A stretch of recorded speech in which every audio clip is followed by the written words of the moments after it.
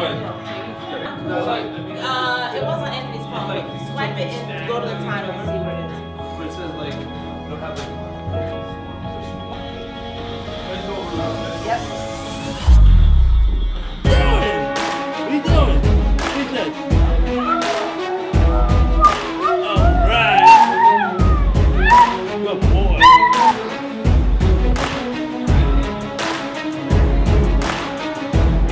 Guys, good morning. Here with Dr. Anthony from Performance Rehab. He looks like he's 12, but he's actually a legit doctor, believe it or not. Common problem. What'd you say? Common problem in the office. Yeah, but it's good. It's a good problem to have. Yeah. Really knows his shit, and today we're doing a little lower body. So Dr. Anthony, I've been seeing Dr. Anthony for 8 months now with my hip.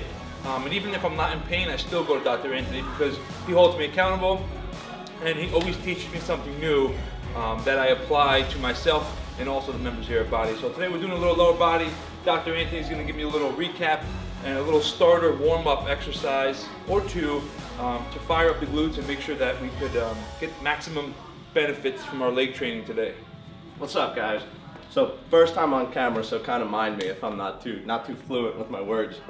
A concept we've been talking about in warm-ups, especially with Ant, which I can't believe it's been 8 months? Yeah, absolutely. Yeah, time flies. Common concept we've been talking about is mobility and stability and the importance of incorporating both in your warm-up. Big problem I see with the athletes in my office is most of the time everybody comes in the office and they're telling me that before their workout they're spending 20-25 minutes just stretching everything, which is great. The only problem with that is you're walking around the gym all loosey-goosey and nothing's too stable on you, nothing's too ready to work, and especially lift some weights. One thing I believe in is what I call release and rehab. So what we do are stretch and strengthen. For them today over at Body, they're doing a lower body workout. Common muscle overworked in the lower body is the glute med. Does this with the hip. So a simple concept to apply would be to stretch it or smash it, foam roll it. And the real estate we're going to cover for the glute muscle, the glute med in particular, from about the top of that bony thing on your side down to about that other big bony landmark right on the outside of your hip. The way to hit that, if we're going to hit the one on the right, would be to get in that figure 4 position, bring your right leg over your left knee. And what you're going to do is you're going to scan that real estate from about the top of that bone down to the second bony landmark and search for what I call hot spots. Roll around, scan the area. When you find a hot spot, you'll know you found it because it doesn't feel so good. What I always tell people is you want to camp out. Once you find that hot spot, call it a 10 out of 10. You want to kind of hang out there until it reduces by half in intensity. So that 10 out of 10 becomes a 5 out of 10. Once that happens, you can kind of scan around for a second or a third one. You should spend about 2 to 4 minutes doing this in general, side to side. The important part here though is what you do afterwards. After you smash it or stretch it, next thing to do would be to follow it up with the strength exercise. So for the glute muscle in particular, if we're going to work the right glute, Ant, line your left side. What you're going to want to do is straighten this top leg here. And you're going to kind of bring it backwards or into extension as we call it in the office. And if you really want to target this glute muscle here, another key point would be to angle your toe inward. Good. And then from here, and I'm just going to have you pulse up and down to the floor until you feel my hand. Right there. Now you've stretched that muscle and you've primed it for any movement you're about to do today during a lower body exercise. It's burned already. It should burn already. Good. I believe that this is entirely way more effective than just coming in here and stretching your glutes like this or just foam rolling and then trying to jump into an intense exercise. How many reps? I would, for a strength exercise, especially something as minuscule as this, I start with about two sets of 10. Nothing crazy. To be honest, you could probably get away with doing even a little bit less than that. Thank you. So strengthen, strengthen, stretch and strengthen. Stretch, strengthen, release, rehab. Both sides. Both sides. Left, right. Left, right. Or do right, right, left, left. You got it. All right. Which one? Oh, either or. Just make sure you're covering both. All right. I think that you said something a couple weeks ago about there's like a couple second window actually by the time you release to strengthen. If you go too long, you're kind of like not defeating the purpose, but you want to be as quick as possible with it. Make sense? Again, the concepts we're applying here are kind of concepts of my own. These are not concepts we're finding in peer-reviewed research or anything like that, but I do believe in what I would call a neurologic window.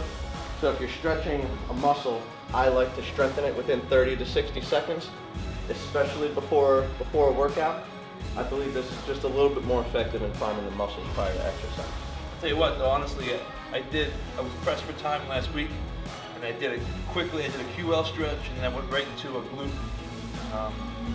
That glute blaster machine in the gym, and I felt stable. I felt balanced. I didn't feel like balance from side to side. Yeah, absolutely. And that's the whole point. Being balanced from side to side is the key.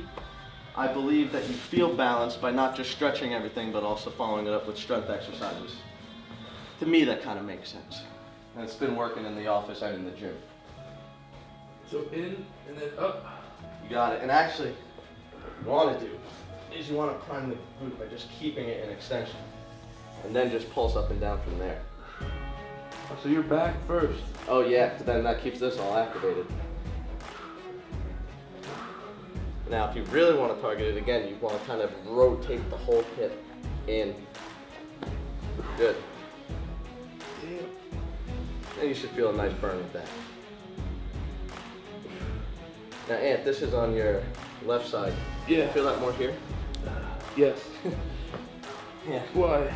That's because on you, what we found is your QL is a little overactive on the left side. That'd be a little too much to make a video. Until next time. Until next time is right. All right, so you go right into like you go right into like squats right now. I would go. Yeah, I'd be ready to go. Or warm up to do some kettlebell swings. Well, prior to squatting, I like to pre-fatigue the quads, so I really hit my glutes and my hamstrings. So sometimes after I stretch and strengthen, then I'll blast the quads with some leg extensions to like 25 3/4 sets, and then go squat. So then I feel it more in my glutes. What would you call that first exercise you just did? That's called a side-lying leg raise. Where do glute bridges come into play with that? With this, glute bridges are for glute max. So for Ant's kind of applying what we do in the office to what I do here for my warm-ups. So what we do for warm-ups prior to exercise is called release and rehab, or stretch and strengthen. In the office, we do what's called neurokinetic therapy. And that's when we stretch a muscle that would, what we call facilitated, and then we strengthen a weak muscle. Borderline similar concepts, to be honest, that's why it makes so much sense to me, but neurokinetic therapy is its own beast. That's when you kind of get into your glute bridges and following it back to stretch. Side lying leg raise, 2 times 10 each side. Kettlebell swings, 1 times 15, gets enough. Yeah, 20%. And then leg extensions, 1 or 2. Leg extension, I would say one set of 10. When that's it. Just squeeze, side. get some blood in there. That's it. Cool. You don't want to burn yourself out. It's just a primer. Back squats. Cool. Mobility, foam roll, glutes. It could be that simple, really. That is that simple. Right. Yeah, that's it. Cool. There you have it. Thank you, Doc.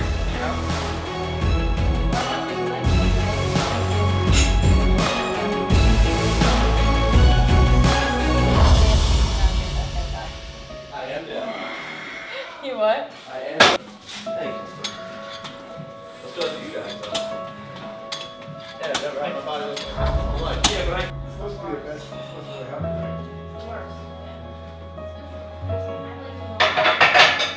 Yeah, that's good. That's How long of a like bike ride swimming is it? for me. I can't swim. Man, totally.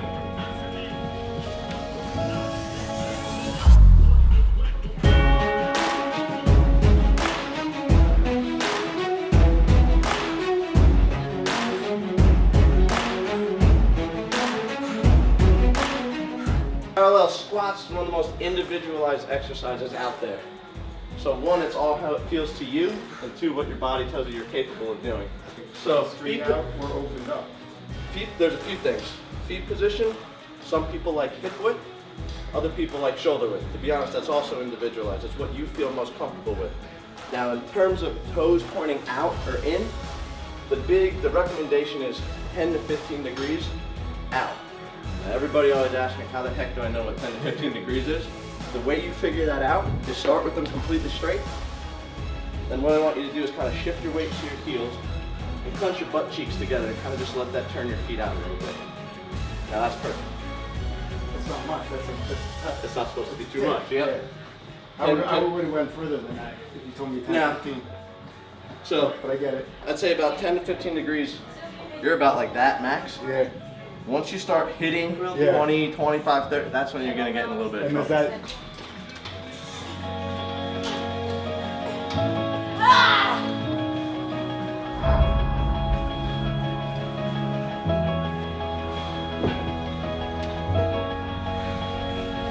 Where the magic happens. Progressive overload, Anthony. Progressive overload, yes sir. So each set we're gonna go a little bit heavier. What did I do earlier in the week? Last week I did more of a hypertrophy leg workout, kept reps higher. So I'm thinking we should dip into like the 5 to 6 rep range today. It's been a while since you've squatted too, so maybe we put a little bit of pressure on the legs, lower body. 5 to 6 reps is going to be the goal, but we're going to work up to it. Take a few seconds to get warmed up, primed up, and then we're going to get to that 5 rep range.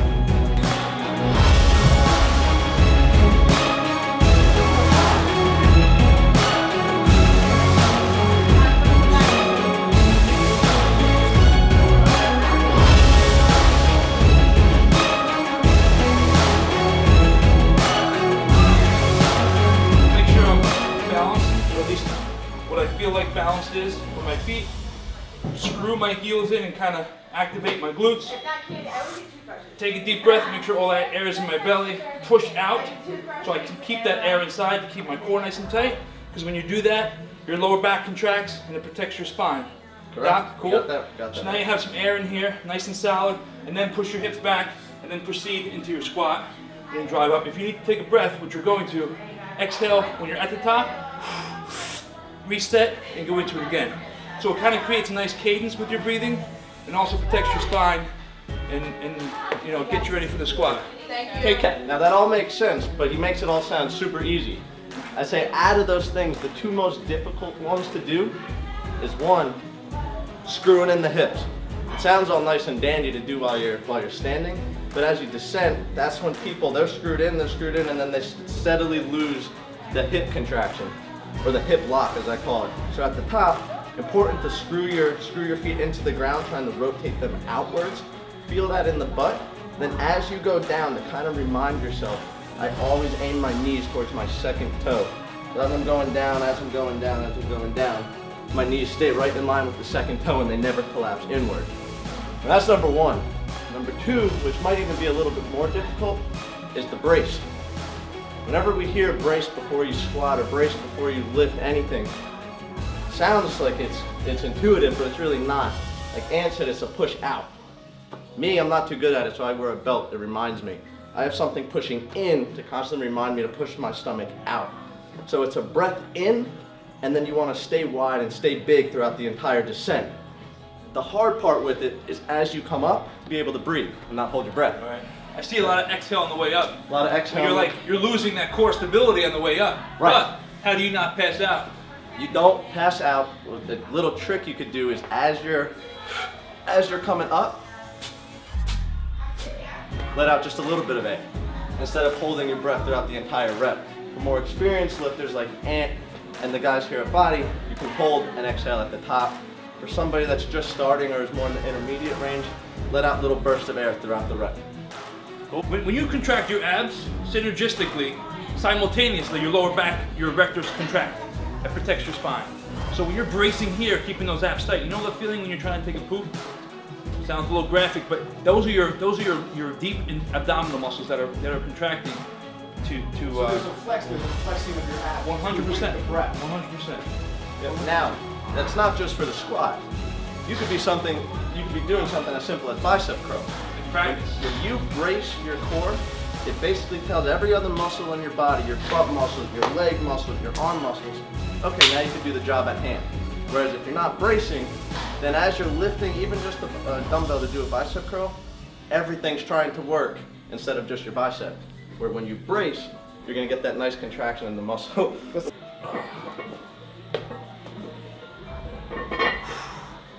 Stay tight, man.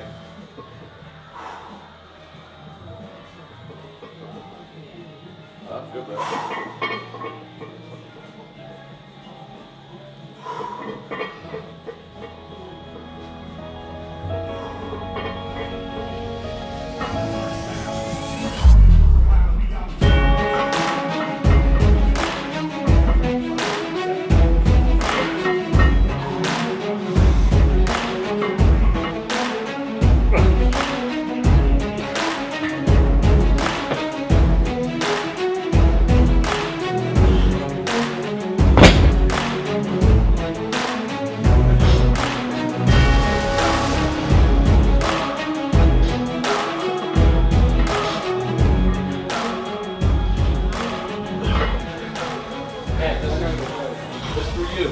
Before you squat. Step in. Step in? Yeah.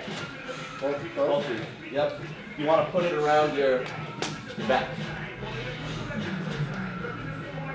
What's up, guys? What's going on? Forward. Yeah!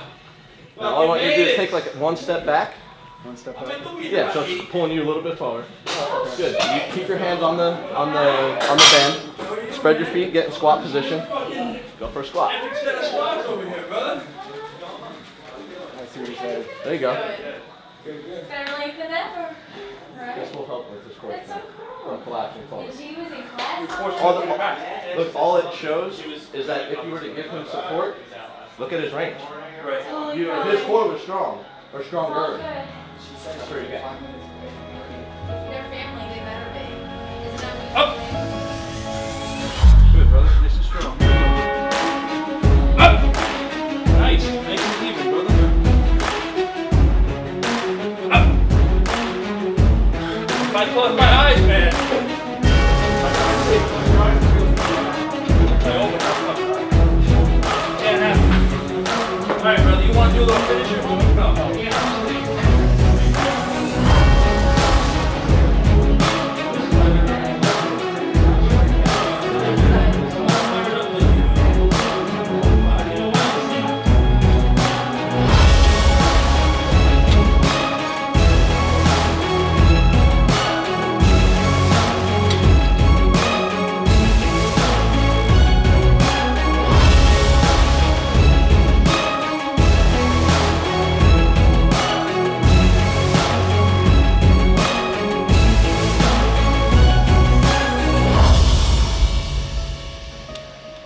What's up, Amp Nation? Anthony Monetti here, WNBF Pro Bodybuilder, 27 years in the game. That's for a different topic. Let's talk about legs today. It was open gym.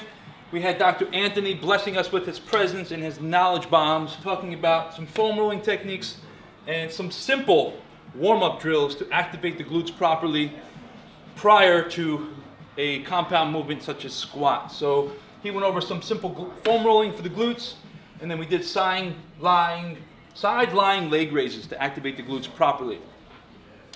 Mobility was foam rolling and knee ankle to wall. Warm up, side lying leg raises, kettlebell swings, just one set. Leg extensions, just one set. Get some blood in the quads and glutes. Our work period was back squats. I'm very grateful for the back squat session today. I haven't been able to do back squats in a while because of some hip and back injuries. But with the warm up and consistency lately that I've been doing, I was able to tackle some back squats with, a weight that I'm happy with and I'm proud of. So I think we ended up doing like 5 or 6 sets of 5 reps at first, but then I was feeling froggy, so I did 2 sets times 10 reps. Actually, Eric here stepped up too and did some more reps. So that final set, I guess, was feeling the energy of this session. For the finisher today, we're going to do some power cleans and we're going to do some box jumps. Okay, so we're going to do power cleans, box jumps. Actually, we're going to do some burpee box jumps. And we're going to do a 5 to 1 ladder. It should take about 5 to 7 minutes. Rip right through it, and that'll be our conditioning component for the day. there you have it. See you next week. Thank you for the opportunity. Believe in yourself, trust the process, and practice patience.